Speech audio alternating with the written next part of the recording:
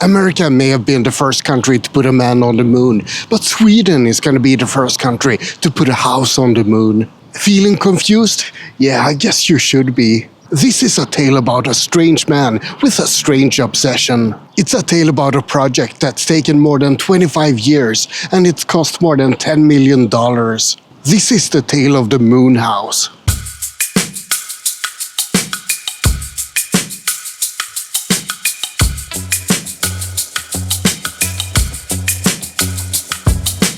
On January 15, 2025, a rocket launched from Cape Canaveral in Florida, carrying the moonlander Resilience.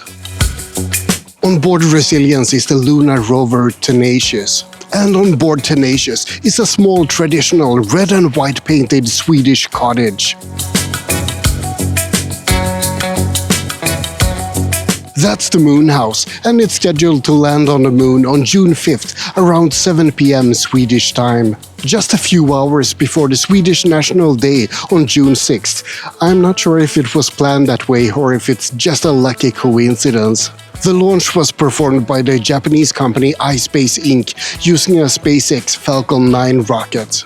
The payload was positioned in low Earth orbit, and it has to wait several months before a moon landing can be attempted.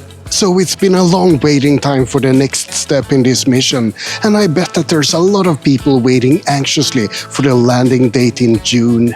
But I would assume that the artist Mikael Genberg is the person who's most nervous right now.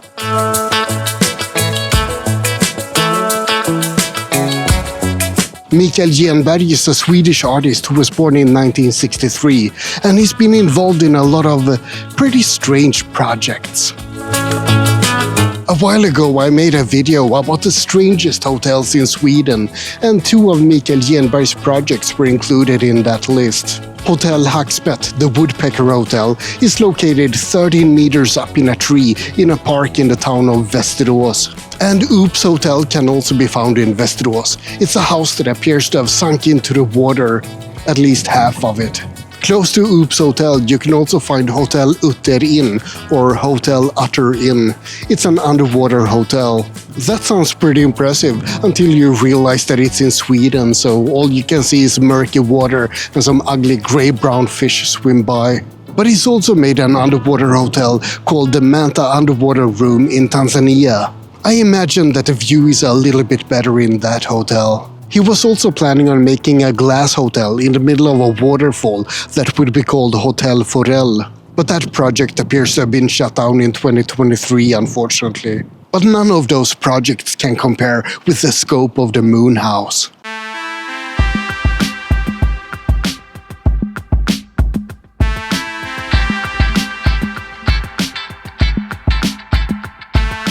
In 1999, Mikael Genberg got a pretty insane idea.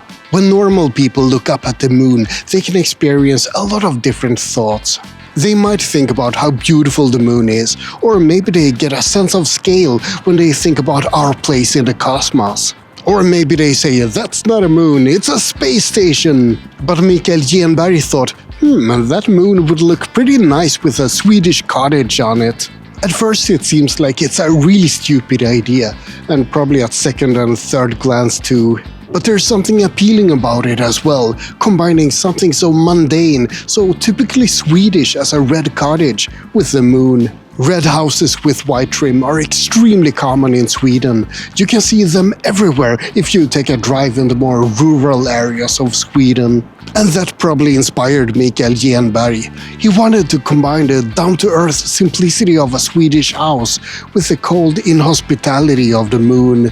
It's thought-provoking, it brings a bit of the Earth to the moon, and it also hints at humanity's ambition to one day reach out into outer space and make a new home there. But there's a big difference between having a cool idea and actually making it happen. 4 years after he got the idea, Mikael Genberg was having talks with the Swedish space agency to bring the project to life. They were positive about the idea, and it sparked a lot of curiosity. But the problem was how to finance a project like this. The years passed and Mikael Genberg continued to pursue the idea, and there were many people who were interested in the project. Swedish aerospace engineers discussed how they could implement the technical details, and the embryo for a lunar lander was developed at Mälardalen University. A support group with many prominent Swedish political figures was established, and things were actually looking promising. By now, the project had gotten several sponsors who wanted to finance it. Millions of Swedish krona were poured into this slightly insane lunar endeavor. But then disaster struck. 2008's financial crisis put an end to all the sponsors, and the whole project was put on hold. But it wasn't the end of the Moonhouse, because Mikael Genberg had created a spark of curiosity that simply wouldn't die out.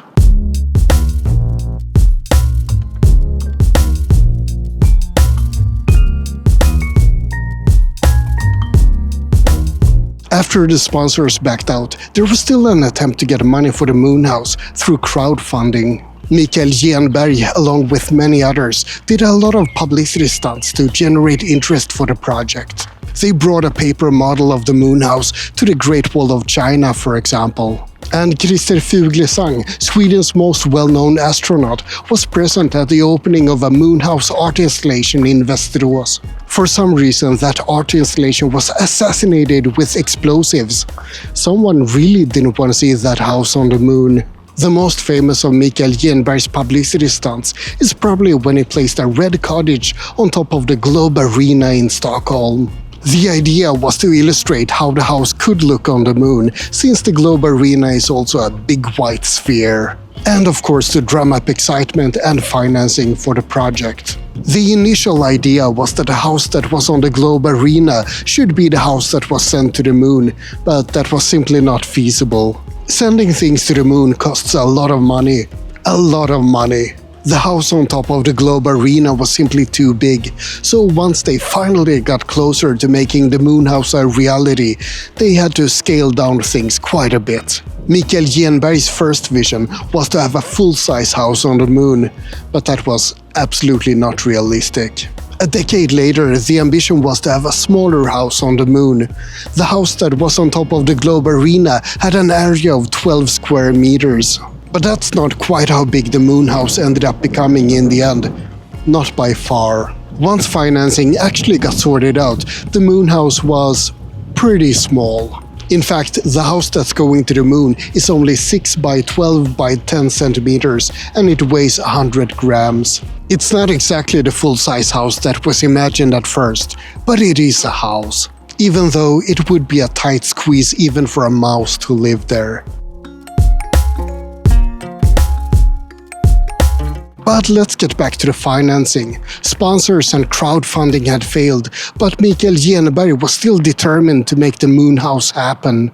In 2021, he collected a group of friends and associates to gather at Ooops Hotel, one of his other projects. Mikael Genberg, together with aerospace engineers and other backers, presented their latest idea for how to make the Moonhouse happen. They would create a Moonhouse company that people could invest in. And they would pay for a room aboard a Japanese moonlander that would be launched by a SpaceX rocket.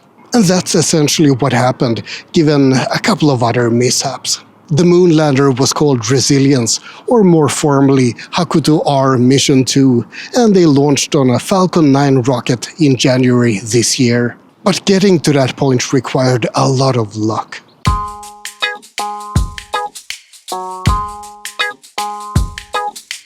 The Moonhouse company is a privately owned company with around 70 different backers. They collected a fair bit of money, but not nearly enough to simply waltz up to a space agency and buy a spot at any rocket.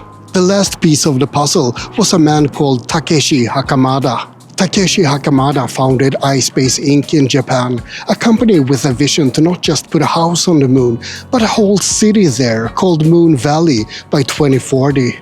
Even with grand visions like that, it appears that the Moonhouse is still creating a spark of curiosity, because Takeshi heard about Mikael's project and reached out to him.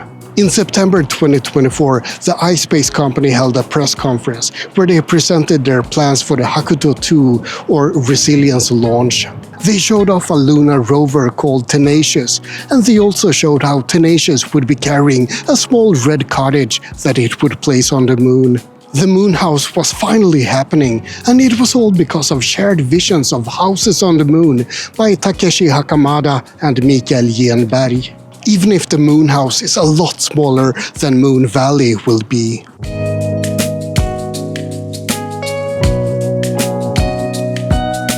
The Moonhouse is scheduled to land on June 5th, 2025, sometime around 7:30 p.m. Swedish time. If all goes well, there will soon be a small red Swedish cottage in the middle of Mare Frigoris on the moon, and it will remain there for millions of years. Or at least until Moon Valley requires more space and demolishes the tiny little house. There's still a lot of things that can go wrong, but it's amazing that the Moonhouse has gotten this far. It's been a 27-year-long dream, and hundreds of people have been involved. It might be a bit of a silly dream, but I'm still very impressed by the art project itself and by the process of how they've gotten so far. But it might actually be a project that ends with a prison sentence instead of a triumph. According to space law, and yes, apparently there is something called space law, the Swedish government needs to give approval for all private Swedish space endeavors. Mikael Genberg sent in a request for the Moonhouse on October 2024, but it hasn't actually been approved yet.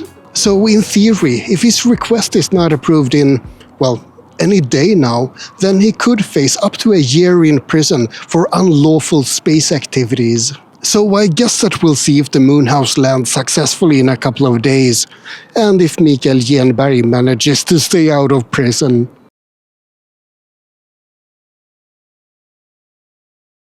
And that's about it for this video about the Moonhouse, a pretty insane art project by Mikael Genberg. I hope you found it as interesting as I did. Like and subscribe, but most importantly, have a great day.